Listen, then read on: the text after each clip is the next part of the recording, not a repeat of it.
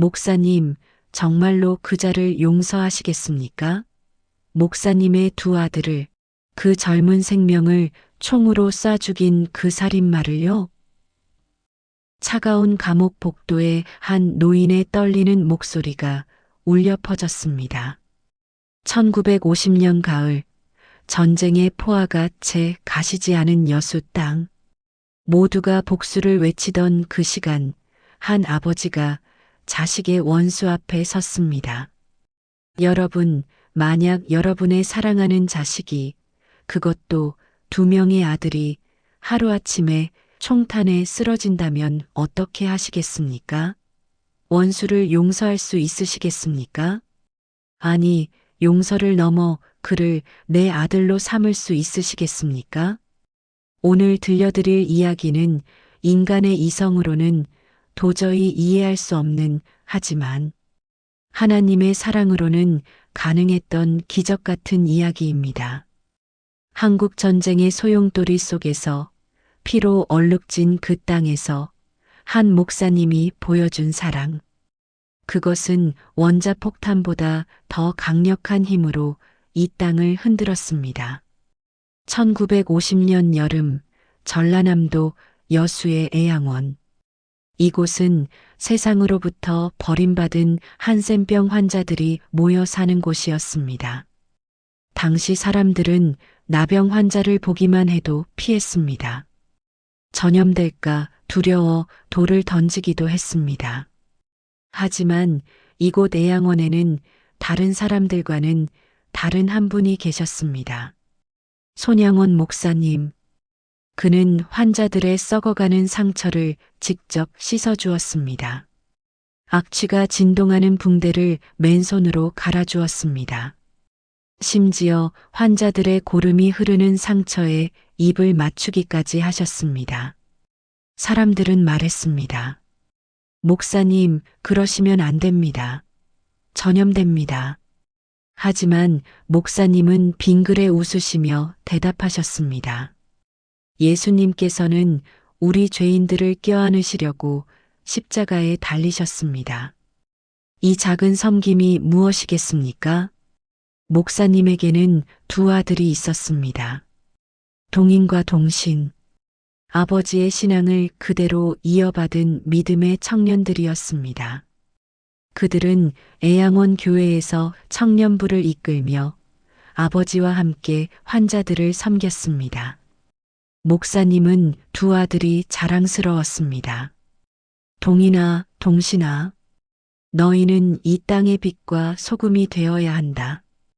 예수님의 사랑을 전하는 것, 그것이 우리의 사명이란다.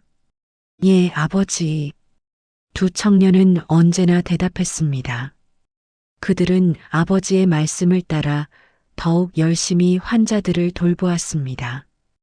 애양원의 평화로운 나날들. 하지만 그 평화는 곧 산산조각 나고 말았습니다. 1950년 6월 25일 전쟁이 터졌습니다. 북한군은 순식간에 남쪽으로 밀고 내려왔습니다. 여수와 순천 지역도 인민군의 수중에 떨어졌습니다. 애양원에도 공포가 찾아왔습니다. 공산당은 기독교인들을 탄압하기 시작했습니다. 종교는 인민의 아편이다. 교회를 닫아라. 인민군 지도자들의 명령이 떨어졌습니다. 하지만 애양원 교회의 성도들은 굴하지 않았습니다. 그들은 몰래 모여 예배를 드렸습니다. 손 목사님은 성도들을 격려했습니다. 두려워하지 마십시오. 우리는 하나님의 자녀입니다. 우리가 무엇을 두려워하겠습니까? 하지만 목사님의 마음 한구석에는 불안이 자리 잡고 있었습니다. 특히 두 아들이 걱정되었습니다. 젊고 혈기왕성한 그들이 혹시라도 인민군과 충돌하지 않을까? 목사님의 걱정은 현실이 되었습니다. 1950년 9월 어느 날 인민군들이 애양원 교회를 급습했습니다.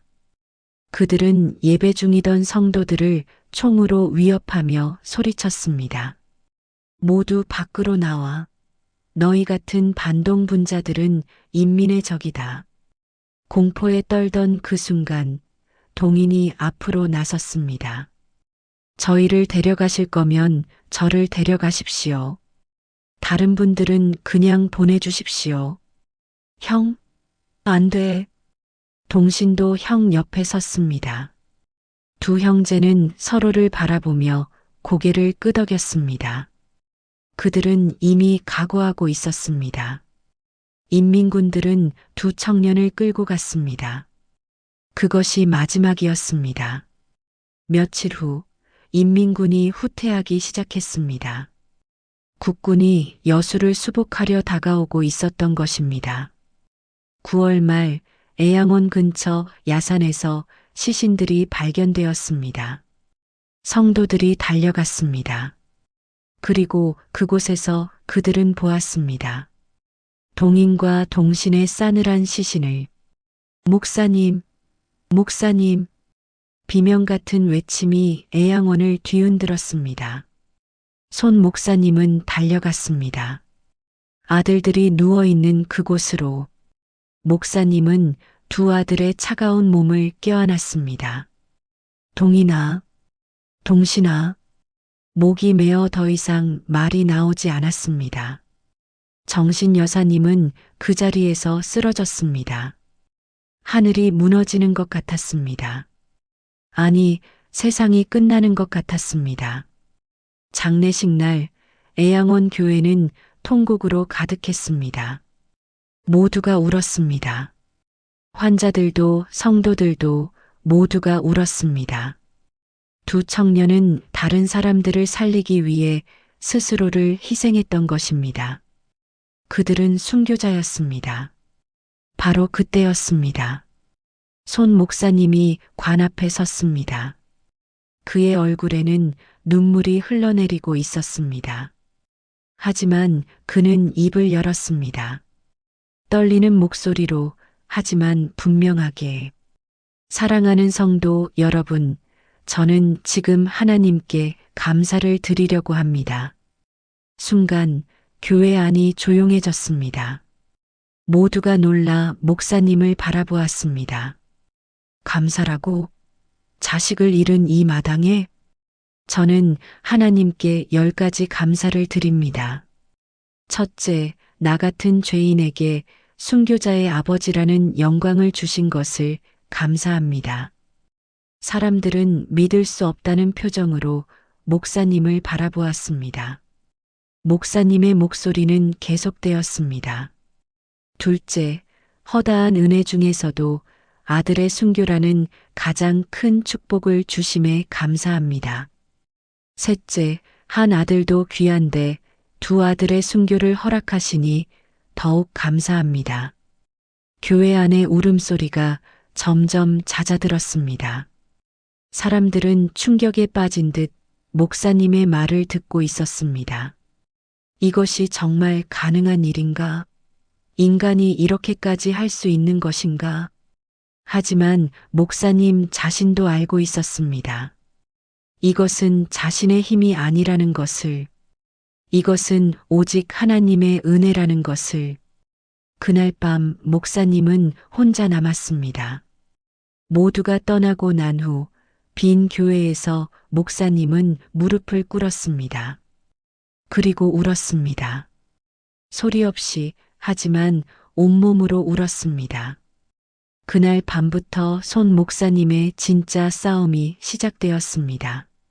낮에는 성도들 앞에서 감사를 고백했지만 밤에는 혼자 씨름해야 했습니다. 인간 손양원과 목사 손양원 사이에 처절한 싸움이었습니다. 주님, 정말 감사해야 합니까? 제 마음은 찢어지는데, 제 가슴에는 피가 흐르는데. 목사님은 서재에서 밤을 지새웠습니다. 성경을 펼쳤다 덮었다를 반복했습니다. 기도를 시작했다가 눈물에 막혔습니다. 그럴 때마다 문 밖에서 들려오는 소리가 있었습니다. 딸들의 흐느끼는 소리였습니다. 어느 날 아침 큰딸 동이가 아버지의 서재 문을 두드렸습니다. 아버지, 들어가도 될까요? 그래, 들어오너라. 동희는 눈이 퉁퉁 부어 있었습니다. 며칠 밤을 울었음이 분명했습니다. 그녀는 아버지 앞에 무릎을 꿇고 앉았습니다. 아버지, 저는 이해할 수가 없어요. 무엇을? 오빠들이 죽었어요. 우리 동인 오빠와 동신 오빠가요. 그런데 아버지는 감사한다고 하세요. 아버지, 아버지는 오빠들이 안 그리우세요? 아버지는 슬프지 않으세요? 동희의 목소리가 점점 높아졌습니다. 그녀는 참았던 감정을 더 이상 참을 수 없었습니다. 저는 오빠들을 죽인 그 사람이 미워요. 너무너무 미워요. 그 사람이 죽었으면 좋겠어요. 하지만 아버지는 감사한데요. 도대체 왜요? 왜 그래야 하는데요? 손 목사님은 딸을 바라보았습니다. 그의 눈에서도 눈물이 흘러내렸습니다. 동희야, 아버지도 슬프단다. 너무너무 슬프단다. 아버지도 밤마다 온단다. 너희 오빠들 생각하면서 가슴이 찢어지는 것 같단다. 그럼 왜요? 왜 감사한다고 하세요? 왜냐하면 목사님은 잠시 말을 멈췄습니다. 그리고 성경을 펼쳤습니다. 마태복음 5장이었습니다. 여기 보거라. 예수님께서 이렇게 말씀하셨단다. 나는 너희에게 이르노니 너희 원수를 사랑하며 너희를 박해하는 자를 위하여 기도하라. 동희야, 아버지는 이 말씀대로 살고 싶단다. 하지만 아버지, 그건 너무 어려워요. 불가능해요. 맞다. 불가능하지. 인간의 힘으로는. 하지만 하나님께서 도우신다면 가능하단다.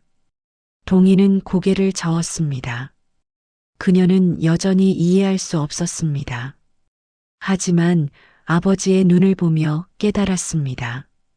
아버지도 고통스러워하고 계신다는 것을, 아버지도 씨름하고 계신다는 것을. 그 무렵 애양원에는 묘한 분위기가 흐르고 있었습니다. 성도들은 두 파로 나뉘어 있었습니다. 한쪽은 목사님의 감사 기도를 이해하려고 애쓰는 사람들이었고, 다른 한쪽은 복수를 외치는 사람들이었습니다. 우리는 원수를 갚아야 합니다. 동인이와 동신이를 죽인 그 빨갱이를 찾아내야 합니다. 하지만 목사님은 너무 성인 같으세요. 우리는 그렇게 못합니다. 이런 대화가 오가는 것을 손 목사님은 알고 있었습니다. 그는 더욱 간절히 기도했습니다. 주님, 저를 도와주소서. 저 혼자서는 할 수 없습니다. 주님의 능력이 필요합니다. 그렇게 기도하던 어느 날 목사님은 환자들을 돌보러 갔습니다. 한센병으로 손가락이 다 없어진 한 할아버지가 계셨습니다. 김 집사님이었습니다. 그분은 목사님을 보자 눈물을 흘렸습니다. 목사님, 아드님들, 정말 안 됐습니다. 괜찮습니다, 집사님. 하나님께서 함께 하십니다. 목사님, 그런데 제가 한 말씀 드려도 될까요? 물론입니다. 김 집사님은 잠시 망설이다가 입을 열었습니다. 목사님, 저는 목사님을 존경합니다. 목사님께서 감사 기도를 하신 것도 대단하다고 생각합니다. 하지만 목사님도 사람이십니다. 억지로 참으시면 안 됩니다. 우셔도 됩니다. 분노하셔도 됩니다. 하나님께서는 다 아십니다. 그 말에 손 목사님은 고개를 숙였습니다. 그리고 조용히 대답했습니다. 감사합니다, 집사님. 집사님 말씀이 맞습니다. 저도 매일 밤 웁니다. 분노도 느낍니다. 하지만 그 감정에 머물러 있을 수는 없습니다. 예수님께서 보여주신 사랑의 길을 가야 합니다. 목사님, 정말 대단하십니다. 아닙니다. 저는 약합니다. 하지만 하나님께서 강하십니다. 그렇게 시간이 흘렀습니다. 목사님의 기도는 계속되었습니다. 그러던 어느 날 충격적인 소식이 들려왔습니다.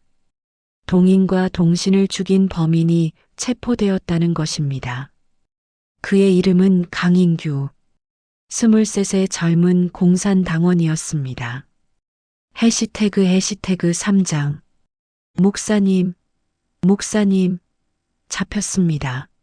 그자를 잡았습니다. 한 청년이 숨을 헐떡이며 손 목사님을 찾아왔습니다. 애양원 전체가 술렁이기 시작했습니다. 사람들이 모여들었습니다. 정말입니까? 정말 그자를 잡았단 말입니까? 네. 국군이 강인규라는 자를 체포했답니다. 바로 그자가 목사님의 아드님들을. 말을 마치지 못한 청년의 얼굴에는 분노가 가득했습니다. 주변에 모인 성도들도 마찬가지였습니다. 드디어 정의가 실현되는군요. 하나님께서 심판하셨습니다. 사형이겠죠? 당연히 사형이겠죠? 사람들의 목소리가 점점 커졌습니다. 그들의 얼굴에는 안도와 함께 복수심이 드러나 있었습니다. 하지만 손 목사님은 아무 말도 하지 않았습니다. 그는 조용히 자리를 떠나 서재로 향했습니다. 서재 문을 닫은 목사님은 무릎을 꿇었습니다. 주님, 이제 어떻게 해야 합니까? 목사님의 마음은 복잡했습니다. 한편으로는 안도감이 들었습니다. 범인이 잡혔다는 것, 정의가 실현된다는 것.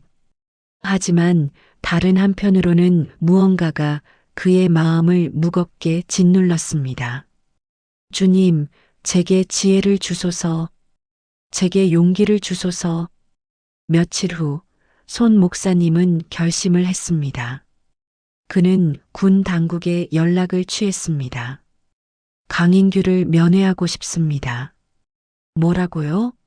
목사님, 그자는 목사님의 아드님들을 죽인 살인범입니다.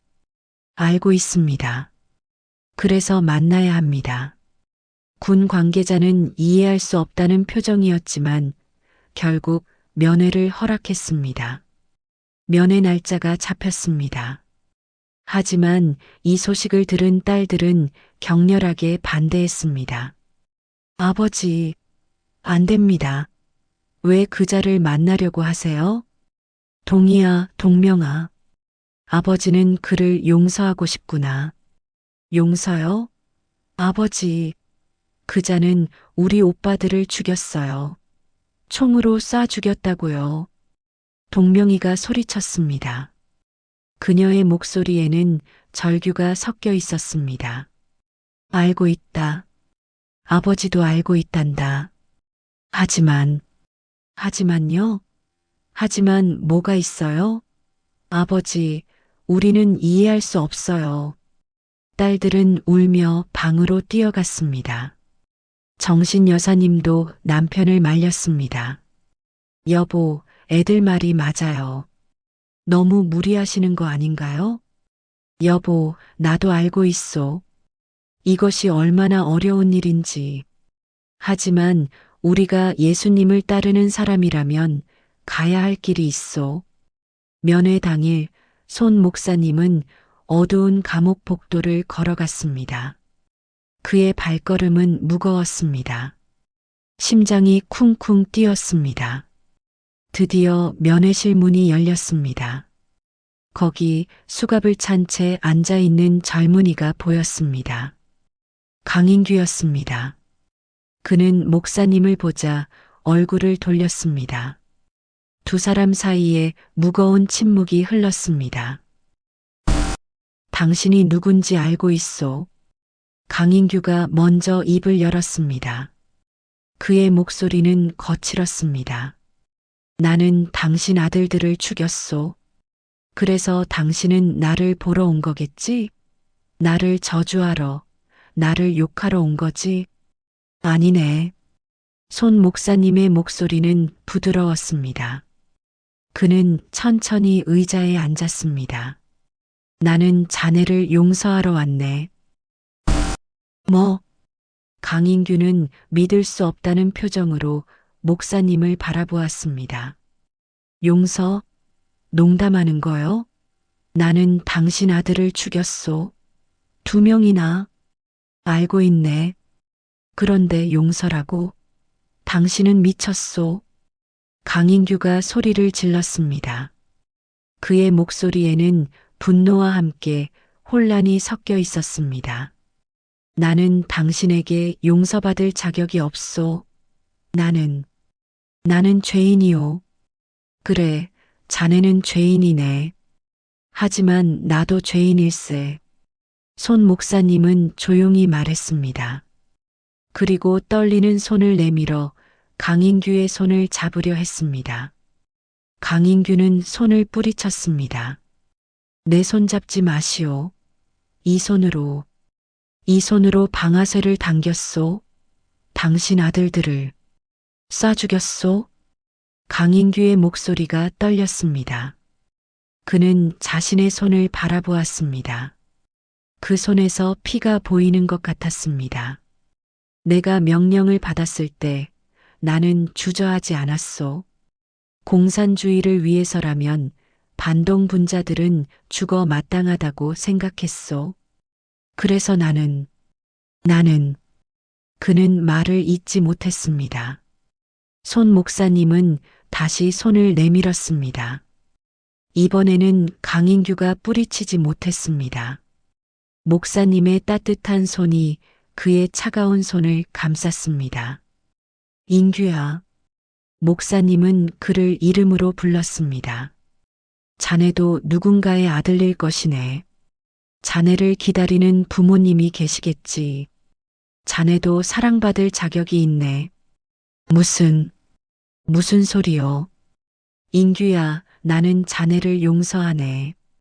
그리고 손 목사님은 깊이 숨을 들이쉬었습니다. 그리고 천천히 또박또박 말했습니다. 나는 자네를 내 아들로 삼고 싶네. 순간 시간이 멈춘 것 같았습니다. 강인규는 눈이 휘둥그레졌습니다. 옆에서 지켜보던 군 관계자도 입을 다물지 못했습니다. 뭐라고요? 내 아들로 삼고 싶다고 했네. 자네가 나의 양아들이 되어주게. 동인과 동신의 목까지 살아주게. 미쳤소? 당신은 정말 미쳤소? 강인규가 고함을 질렀습니다. 그는 자리에서 벌떡 일어났습니다. 나는 살인자요. 당신 아들들을 죽인 원수란 말이오. 그런데 아들이라고? 말도 안 돼. 인규야, 나는 진심일세. 손 목사님의 눈에서 눈물이 흘러내렸습니다. 나는 자네를 미워할 수도 있었네. 자네가 죽기를 바랄 수도 있었지. 하지만 그것은 예수님의 길이 아니네. 예수님께서는 우리를 위해 십자가에 달리셨네. 우리가 죄인이었을 때 말일세. 그만하시오. 더 이상 말하지 마시오. 강인규는 고개를 숙이고 울기 시작했습니다. 그의 어깨가 들썩거렸습니다. 평생 한 번도 흘려본 적 없는 눈물이 쏟아져 내렸습니다.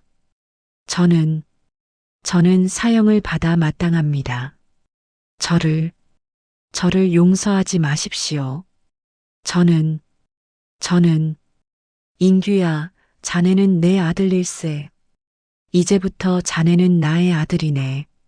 손 목사님은 면회실 책상 너머로 강인규를 껴안으려 했습니다. 하지만 군인이 말렸습니다. 목사님, 안 됩니다. 목사님은 물러섰습니다. 하지만 그의 눈빛은 변함이 없었습니다. 그 눈빛에는 한없는 사랑이 담겨 있었습니다. 인규야, 나는 자네의 사형을 막을 것이네. 자네를 살리겠네. 그리고 자네와 함께 살고 싶네. 약속하네. 면회가 끝났습니다. 손 목사님이 떠난 후 강인규는 감방에 혼자 남았습니다. 그는 벽에 머리를 기대고 울었습니다. 세상에 이런 사람이 있다니. 자신의 아들을 죽인 원수를 아들로 삼겠다니. 하나님, 하나님이 정말 계신 겁니까?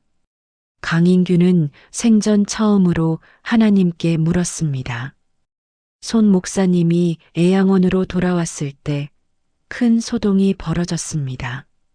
목사님이 강인규를 양아들로 삼겠다는 소식이 퍼진 것입니다. 말도 안 됩니다.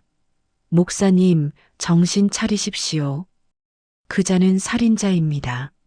어떻게 그런 자를 아들로 삼을 수 있습니까? 성도들이 들고 일어났습니다.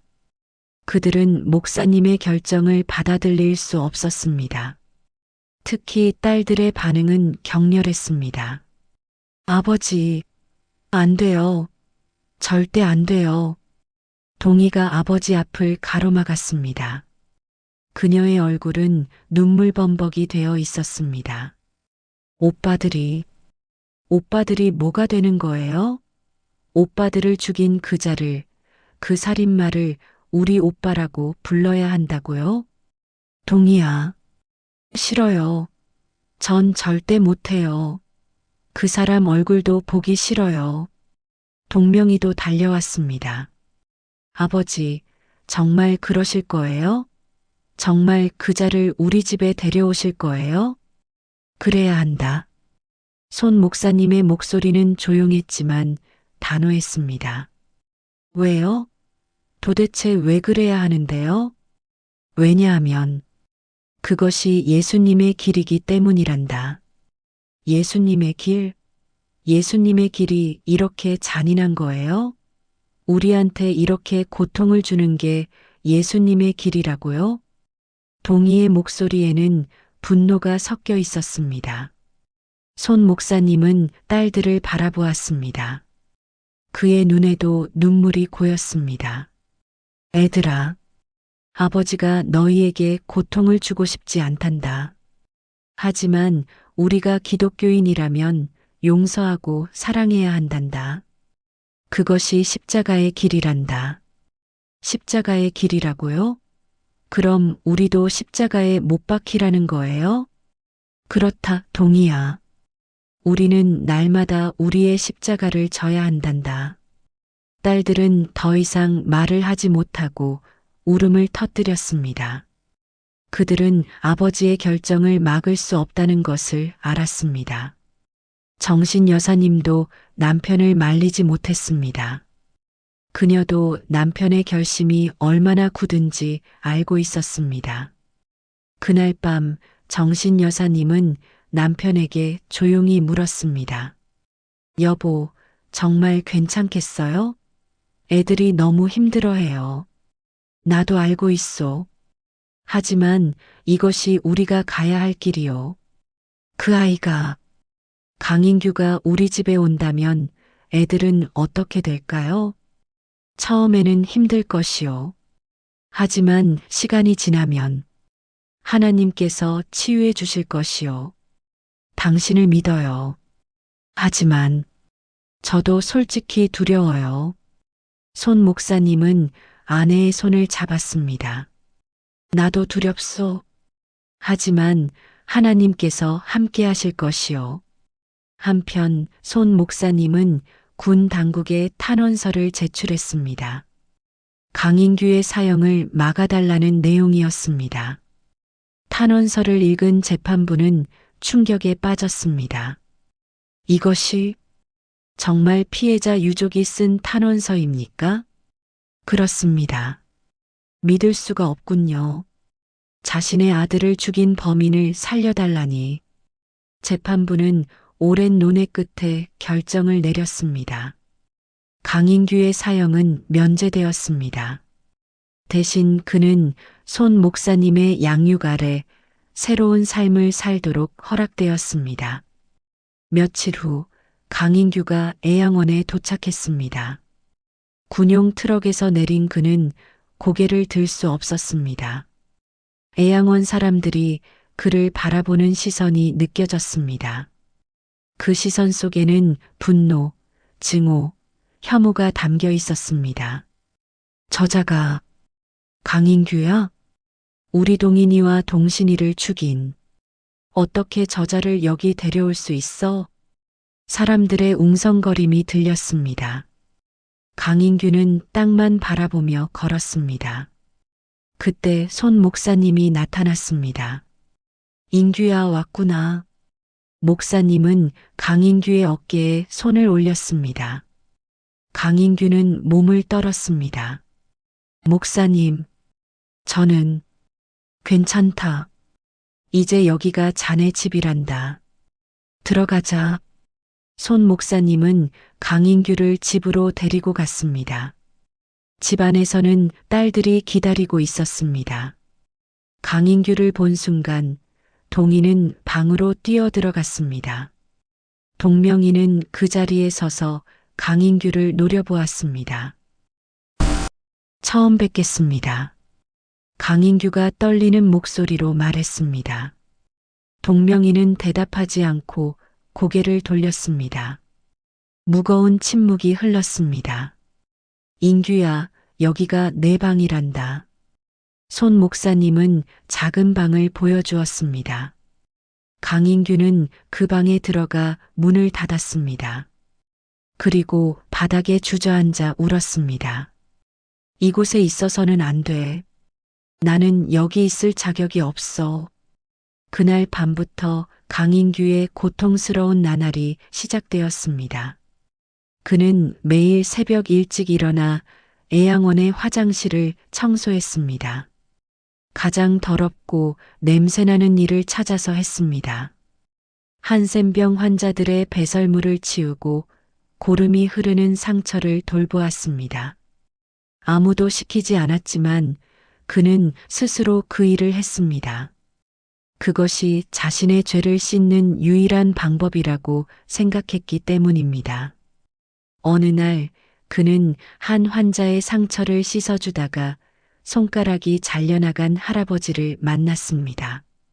김 집사님이었습니다. 젊은이. 김 집사님이 말을 걸었습니다. 네. 자네가 강인규인가?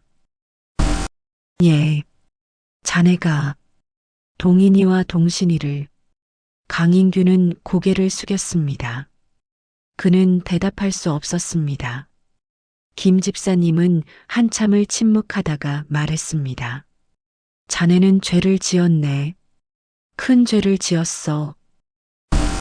죄송합니다. 하지만 자네는 용서받았네. 손 목사님께서 자네를 용서하셨어. 강인규는 눈물을 흘렸습니다. 저는 용서받을 자격이 없습니다. 자격이 있고 없고는 중요하지 않네.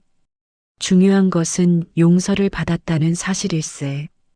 이제 자네는 그 용서에 합당한 삶을 살아야 하네. 어떻게 해야 합니까? 회개하게, 그리고 봉사하게, 그리고 사랑하게. 김 집사님의 말은 강인규의 가슴에 깊이 새겨졌습니다. 그날부터 강인규는 더욱 열심히 일했습니다. 그의 헌신을 지켜본 환자들의 마음이 조금씩 움직이기 시작했습니다. 저 젊은이 정말 열심히 하는군. 매일 새벽부터 일하더라. 회개하는 것 같아. 한편 정신 여사님은 강인규를 위해 밥을 차려주었습니다. 처음에는 손이 떨렸습니다. 자신의 아들들을 죽인 사람을 위해 밥을 차리는 것이 쉽지 않았습니다. 하지만 그녀는 기도했습니다. 주님, 저에게 힘을 주소서. 저도 용서할 수 있게 도와주소서. 어느 날 저녁 정신 여사님은 강인규의 방문을 두드렸습니다. 인규야, 밥 먹어야지. 저는 괜찮습니다. 괜찮긴 뭐가 괜찮니? 나와서 밥 먹어. 강인규는 방에서 나왔습니다. 식탁에는 따뜻한 밥과 반찬이 차려져 있었습니다. 그는 밥을 먹다가 멈췄습니다. 눈물이 나왔습니다. 왜 그러니? 어머님, 제가 어머님의 아들들을 죽였는데 왜 저에게 이렇게 잘해주십니까? 정신 여사님의 눈에도 눈물이 고였습니다. 나도 처음에는 너를 미워했단다. 너를 보면 우리 동인이와 동신이가 생각나서 괴로웠어. 하지만 그녀는 잠시 말을 멈췄습니다. 하지만 예수님께서 우리를 용서하셨잖니. 우리도 용서해야지. 그리고 인규야, 너는 이제 우리 아들이란다. 어머님, 강인규는 목이 메어 더 이상 말할 수 없었습니다. 그는 밥그릇을 들고 눈물을 흘렸습니다. 그것은 그가 평생 처음으로 느껴본 어머니의 사랑이었습니다. 해시태그 5장. 시간이 흐르면서 애양원에도 변화가 일어나기 시작했습니다. 강인규의 진심 어린 회개와 헌신을 본 사람들의 마음이 조금씩 열렸습니다. 특히 한센병 환자들은 그를 받아들이기 시작했습니다. 어느 날 손 목사님은 강인규를 불러 함께 성경을 펴놓았습니다. 인규야, 이제부터 우리 함께 성경을 공부하자꾸나. 제가 성경을 배워도 됩니까? 물론이지. 자네는 이제 하나님의 자녀란다. 목사님은 창세기부터 시작했습니다. 매일 저녁 두 사람은 함께 성경을 읽고 기도했습니다. 강인규는 처음으로 하나님의 사랑을 알게 되었습니다. 목사님, 하나님께서는 정말 저 같은 죄인도 사랑하십니까? 그렇단다, 인규야. 하나님께서는 모든 사람을 사랑하신단다.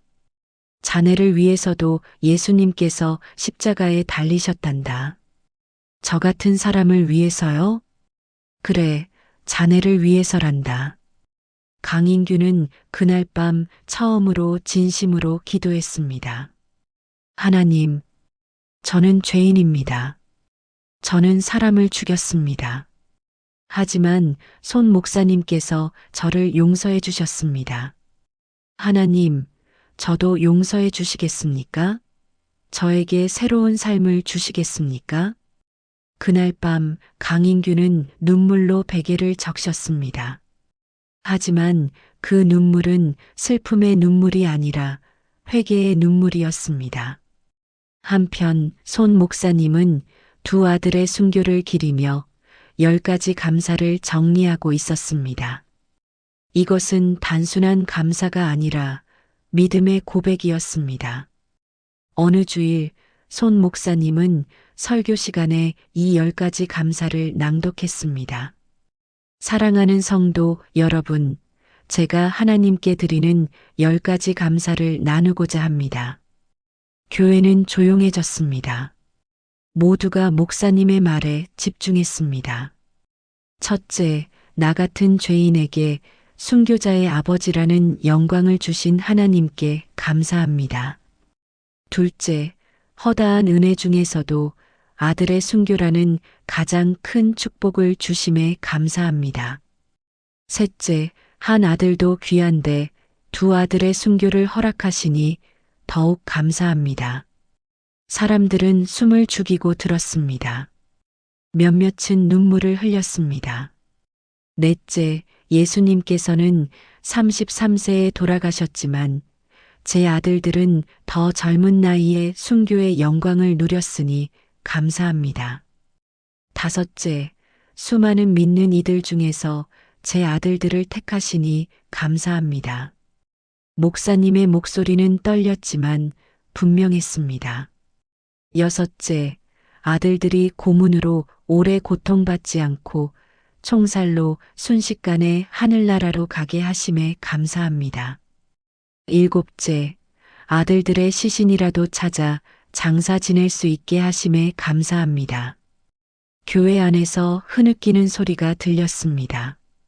여덟째, 공산당이 내 목숨을 빼앗지 않고 아들들을 먼저 데려가심에 감사합니다.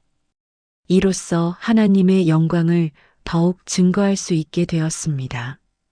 아홉째, 나의 사랑하는 아내가 이 슬픔을 견딜 수 있도록 강건하게 해주심에 감사합니다. 목사님은 잠시 말을 멈추고 깊이 숨을 들이쉬었습니다.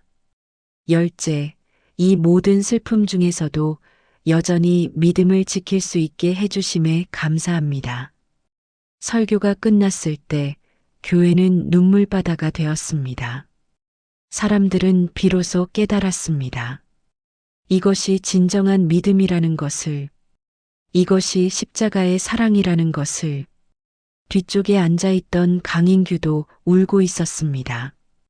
그는 목사님의 감사 기도를 들으며 자신이 얼마나 큰 사랑을 받았는지 깨달았습니다. 예배가 끝난 후 한 성도가 강인규에게 다가왔습니다. 인규 형제. 강인규는 놀라서 고개를 들었습니다. 그를 형제라고 부른 것입니다. 네. 저는 처음에 형제를 미워했습니다. 형제가 여기 온 것을 받아들일 수 없었습니다. 하지만 오늘 목사님의 설교를 듣고 깨달았습니다. 우리 모두가 용서받아야 할 죄인이라는 것을요. 형제, 용서해 주십시오. 아닙니다. 제가 용서받아야 할 사람입니다. 아닙니다. 우리 모두 용서가 필요합니다. 형제, 함께 기도하지 않으시겠습니까? 두 사람은 함께 무릎을 꿇고 기도했습니다. 그날부터 애양원에는 화해의 분위기가 퍼져나가기 시작했습니다. 어느 날 저녁, 동희가 강인규에게 다가왔습니다. 그녀는 여전히 강인규를 쉽게 받아들일 수 없었지만 뭔가 말하고 싶었습니다. 인규 씨. 네. 저는 아직도 오빠들이 그리워요. 매일 밤 울어요. 죄송합니다. 아니에요. 사과를 원하는 게 아니에요. 저는 다만 당신이 정말로 회개했는지 알고 싶어요. 강인규는 고개를 들어 동희를 바라보았습니다. 그의 눈에는 진심이 담겨 있었습니다. 저는 평생 제 죄를 잊지 못할 것입니다. 매일 아침 눈을 뜰 때마다 후회합니다. 하지만 이제 저는 새로운 삶을 살고 싶습니다. 동인 형님과 동신 형님의 목까지 살고 싶습니다. 동희는 고개를 끄덕였습니다. 그럼 오빠들을 기억해 주세요. 그리고 오빠들이 꿈꾸던 삶을 살아주세요. 감사합니다. 꼭 그렇게 하겠습니다. 그날 밤 강인규는 결심했습니다. 목회자가 되기로, 손 목사님처럼 사랑을 전하는 사람이 되기로. 1950년 9월 국군이 여수를 완전히 수복했습니다. 하지만 전쟁은 아직 끝나지 않았습니다. 북한군 패잔병들이 곳곳에 숨어 있었고 여수 일대는 여전히 불안했습니다. 어느 날 밤 손 목사님은 애양원 뒤쪽 창고에서 이상한 소리를 들었습니다. 조심스럽게 가보니 거기에는 북한군 패잔병 3명이 숨어 있었습니다. 누구요? 패잔병들은 총을 겨누며 목사님을 위협했습니다. 하지만 목사님은 침착했습니다. 나는 이 애양원의 목사입니다. 총을 내리십시오. 목사? 당신은 우리를 신고할 거요? 아닙니다. 나는 당신들을 도와주고 싶습니다. 도와준다고? 우리는 인민군이요. 당신의 적이라고. 당신들도 누군가의 아들이고 형제입니다. 나는 당신들이 안전하게 이곳을 떠날 수 있도록 돕겠습니다. 폐잔병들은 믿을 수 없다는 표정이었습니다. 하지만 목사님은 진심이었습니다. 그는 몰래 그들에게 음식과 옷을 가져다 주었습니다. 빨리 이곳을 떠나십시오. 국군이 수색하고 있습니다. 왜 우리를 도와주는 거요? 예수님께서 원수를 사랑하라고 하셨기 때문입니다. 며칠 후 일부 폐잔병들은 안전하게 애양원을 빠져나갔습니다. 하지만 문제가 생겼습니다. 누군가 손 목사님이 폐잔병들을 도왔다는 사실을 신고한 것입니다. 국군 헌병대가 애양원에 들이닥쳤습니다. 손양원 목사를 체포한다. 무슨 일입니까? 당신은 인민군을 도왔소. 이것은 반역행위요. 저는 단지 생명을 구하려 했을 뿐입니다. 변명 말고 따라오시오. 손 목사님은 연행되었습니다. 애양원 사람들은 충격에 빠졌습니다. 강인규는 목사님을 막아섰습니다. 목사님, 안 됩니다. 제가 대신. 인규야, 괜찮다. 이것도 하나님의 뜻이란다. 목사님. 강인규는 목사님의 손을 잡고 울었습니다. 정신 여사님과 딸들도 달려왔습니다. 여보, 당신이 무슨 잘못을 했다고. 여보, 걱정하지 마시오. 진실은 밝혀질 것이오. 하지만 상황은 좋지 않았습니다. 전시 상황에서 적군을 도왔다는 혐의는 매우 심각했습니다. 신문이 시작되었습니다. 손양원, 당신은 왜 인민군을 도왔소? 저는 그들을 돕지 않았습니다. 다만 생명을 구하려 했을 뿐입니다. 그게 도와준 게 아니고 뭐요? 당신은 빨갱이요. 저는 공산주의자가 아닙니다. 저는 기독교인입니다. 그럼 왜 적군을 숨겨줬소? 그들도 하나님의 자녀이기 때문입니다. 예수님께서는 원수를 사랑하라고 하셨습니다. 원수를 사랑하라고? 이 전쟁터에서 그런 소리를 하다니. 당신은 미쳤소. 신문은 계속되었습니다. 손 목사님은 자신의 신앙을 굽히지 않았습니다. 그는 죽음 앞에서도 예수님의 가르침을 따르고 있었습니다. 그러던 어느 날 상황이 급변했습니다. 북한군 잔당들이 애양원 근처에서 발견되었고 그들이 손 목사님을 납치한 것입니다. 목사, 당신이 우리를 배신했지? 국군에게 우리 위치를 알려줬지? 아닙니다. 저는 당신들을 배신하지 않았습니다. 거짓말. 당신은 목사라면서 거짓말을 하는군. 그들은 목사님을 끌고 갔습니다. 애양원 근처 야산이었습니다. 바로 두 아들이 순교한 그곳이었습니다. 당신은 여기서 죽을 것이오. 목사님은 조용히 두 눈을 감았습니다. 그는 기도했습니다. 주님, 이들을 용서하소서. 그들은 자기들이 하는 일을 알지 못합니다. 주님, 제 영혼을 받아주소서. 1950년 9월 28일 새벽 총성이 울렸습니다. 손양원 목사님은 순교했습니다. 자신의 아들들이 순교한 지 한 달도 되지 않아서였습니다. 그것도 같은 장소에서였습니다. 며칠 후 목사님의 시신이 발견되었습니다. 애양원은 비탄에 잠겼습니다. 강인규는 목사님의 시신 앞에 무릎을 꿇고 통곡했습니다. 아버지, 아버지. 그는 처음으로 손 목사님을 아버지라고 불렀습니다. 하지만 이미 늦었습니다. 목사님은 대답할 수 없었습니다. 아버지, 저를 살려주셨는데 저를 용서해 주셨는데 제가 아버지를 지키지 못했습니다. 정신 여사님과 딸들도 울었습니다. 성도들도 환자들도 모두가 울었습니다. 애양원 전체가 슬픔에 잠겼습니다. 장례식 날 수많은 사람들이 모여들었습니다. 손양원 목사님의 순교 소식은 전국으로 퍼져나갔습니다. 사람들은 그의 삶과 죽음에서 진정한 십자가의 사랑을 보았습니다. 손 목사님이 순교하신 후 강인규의 삶은 완전히 바뀌었습니다. 그는 이제 진정한 손 목사님의 아들이 되기로 결심했습니다.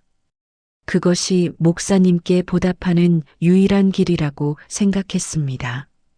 어머님, 저는 신학을 공부하고 싶습니다.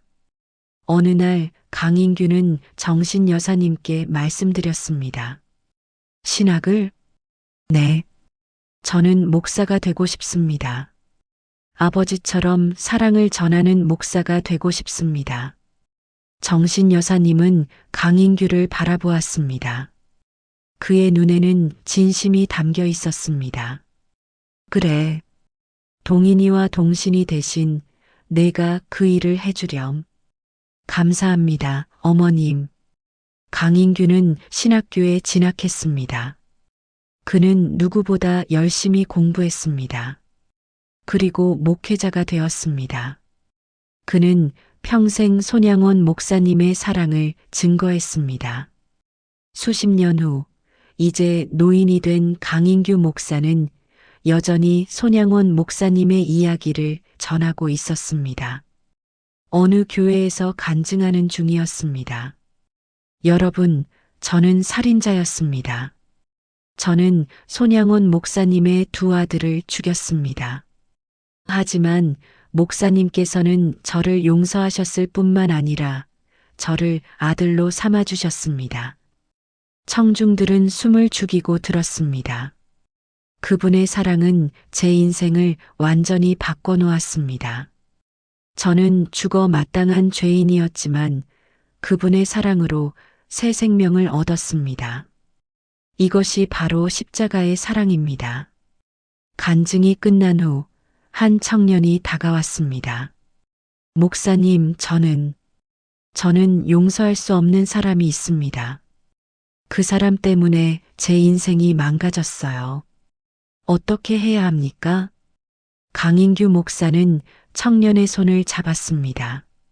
자네, 그 사람을 용서하게. 용서하지 않으면 자네가 더 고통받네. 내가 그랬었지. 하지만 너무 어렵습니다. 나도 알고 있네. 하지만 하나님께 맡기게. 하나님께서 도와주실 것이네. 그날 밤 청년은 무릎 꿇고 기도했습니다. 그리고 자신을 괴롭혔던 사람을 용서하기로 결심했습니다. 손양원 목사님의 사랑은 이렇게 계속해서 퍼져나갔습니다. 지금도 여수애양원에는 손양원 목사님의 기념관이 있습니다. 그곳에는 목사님의 10가지 감사 기도가 새겨져 있습니다. 수많은 사람들이 그곳을 찾아와 목사님의 삶을 배웁니다. 사랑하는 여러분, 이 이야기가 우리에게 묻습니다. 우리는 원수를 사랑할 수 있습니까? 우리는 우리를 해친 사람을 용서할 수 있습니까? 손양원 목사님은 우리에게 보여주셨습니다. 그것이 가능하다는 것을. 인간의 힘으로는 불가능하지만 하나님의 사랑으로는 가능하다는 것을. 여러분 중에 혹시 용서하지 못해 고통받고 계신 분이 있습니까? 혹시 미움과 분노에 사로잡혀 밤잠을 설치고 계십니까? 오늘 이 순간 그 짐을 내려놓으시기 바랍니다. 용서는 상대방을 위한 것이 아닙니다. 용서는 바로 자신을 위한 것입니다. 용서할 때 우리는 자유로워집니다. 용서할 때 우리는 치유받습니다. 손양원 목사님의 사랑은 원자폭탄보다 강했습니다. 그 사랑은 한 살인자를 목회자로 변화시켰습니다. 그 사랑은 증오로 가득한 세상에 희망의 빛을 비추었습니다. 여러분, 우리도 그 사랑을 실천할 수 있습니다. 작은 것부터 시작하십시오. 나를 괴롭힌 사람을 위해 기도해 보십시오. 나에게 상처 준 사람을 용서해 보십시오. 그것이 십자가의 길입니다. 강인규 목사는 90세가 넘은 나이에도 여전히 손양원 목사님의 이야기를 전했습니다. 그는 자신의 삶 전체가 목사님의 사랑에 대한 증거라고 말했습니다. 저는 매일 아침 일어나면 감사합니다. 제가 오늘도 살아있다는 것이 기적입니다. 손양원 목사님께서 저를 살려주셨기 때문입니다. 저의 남은 생은 목사님의 사랑을 전하는 데 쓰겠습니다. 이것이 바로 사랑의 원자탄입니다. 미움을 미움으로 갚지 않고 사랑으로 갚는 것. 원수를 원수로 대하지 않고 아들로 품는 것. 이것이 예수님께서 가르쳐 주신 십자가의 사랑입니다. 오늘 이 이야기가 여러분의 마음에 작은 씨앗을 심었기를 바랍니다. 용서의 씨앗, 사랑의 씨앗을 말입니다. 그 씨앗이 자라나 여러분의 삶을 변화시키고 나아가 이 세상을 변화시키기를 기도합니다. 손양원 목사님의 두 아들, 동인과 동신은 순교했습니다. 하지만 그들은 죽지 않았습니다. 그들의 믿음은 강인규를 통해 그리고 수많은 사람들을 통해 계속 살아 있습니다. 손양원 목사님도 순교했습니다. 하지만 목사님도 죽지 않았습니다. 목사님의 사랑은 지금도 살아서 이 땅을 밝히고 있습니다. 여러분, 사랑은 절대 죽지 않습니다. 사랑은 영원합니다. 그리고 그 사랑의 근원은 바로 십자가입니다. 우리를 위해 목숨을 버리신 예수님의 십자가입니다. 오늘 이 이야기를 들으신 여러분이 그 사랑을 기억하고 그 사랑을 실천하며 살아가시기를 축복합니다. 이 이야기가 여러분께 작은 위로가 되었기를 바랍니다. 구독과 좋아요로 응원해 주세요.